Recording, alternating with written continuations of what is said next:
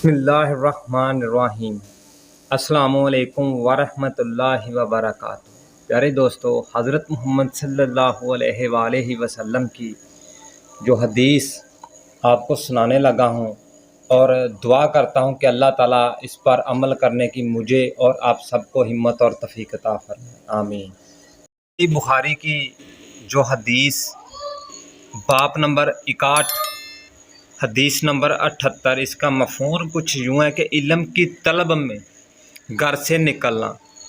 حضرت عبداللہ بن مسعود رضی اللہ تعالیٰ عنہ فرماتے ہیں کہ ان کا اور حضرت حرقین بن کیسی کا حضرت موسیٰ علیہ السلام کے ساتھی کے بارے میں اختلاف رائے تھا۔ اتفاق ابن کعبہ کا ان دونوں کے پاس سے گزر ہوا تو عبداللہ بن عباس رضی اللہ تعالی عنہ نے ان کو بلایا اور کہا، میرے اور میرے ساتھی کا اس صاحب موسیٰ علیہ السلام میں اختلافات ہے، جس کے متعلق حضرت موسیٰ علیہ السلام نے اللہ تعالیٰ سے ملاقات کا سوال کیا تھا۔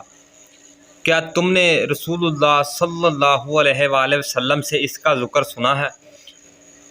ابی بن کعبہ نے کہا، ہاں، رسول اللہ صلی اللہ علیہ وآلہ وسلم کو یہ قصہ بیان کرتے ہوئے سنا ہے کہ ایک بار حضرت موسیٰ علیہ السلام ایک جماعت بنی اسرائیل میں تشریف فرما تھے کہ ایک آدمی آیا اور کہا، اے موسیٰ علیہ السلام، کیا ایسا آدمی کو جانتے ہو جو تم سے زیادہ عالم ہو؟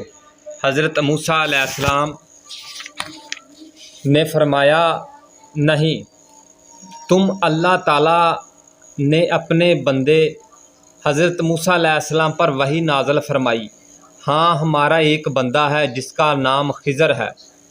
تو حضرت موسیٰ علیہ السلام نے ان سے ملاقات کا راستہ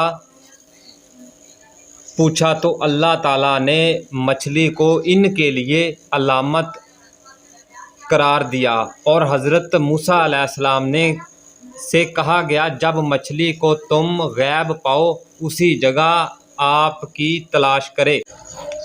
جب مچھلی غائب ہوگی، سمندر میں مچھلی کے گم ہونے کا انتظار کرتے رہے۔ حضرت موسیٰ علیہ السلام کے خادم یوشع بن نون نے حضرت موسیٰ علیہ السلام کو کہا، بھلا گئے دیکھیں تو جب ہم نے اس چٹان کے پاس جگہ لی تھی تو میں نے بے شک مچھلی کو بھول گیا اور مجھے شیطان ہی نے بلایا کہ میں اس کا ذکر نہ کروں۔ حضرت موسیٰ علیہ السلام نے کہا، یہی تو ہم چاہتے تھے، تو پیچھے پلٹے اپنے پاؤں کا نشان دیکھتے۔ پھر دونوں نے حضرت خضر علیہ السلام کو پایا۔ یہ ان دونوں کی داستان تھی جو اللہ تعالیٰ نے اپنی کتاب قرآن پاک میں ارشاد فرمائی۔